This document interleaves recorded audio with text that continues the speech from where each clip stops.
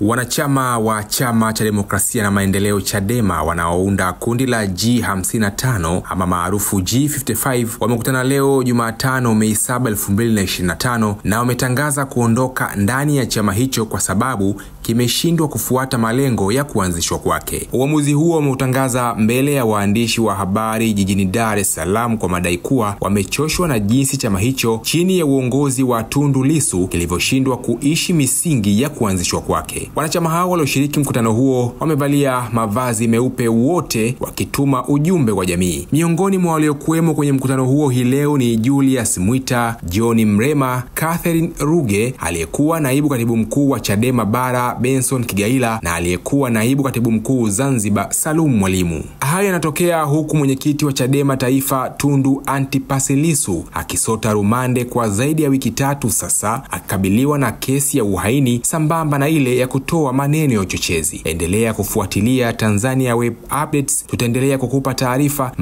mbali kuhusiana na sakata la tukio hili.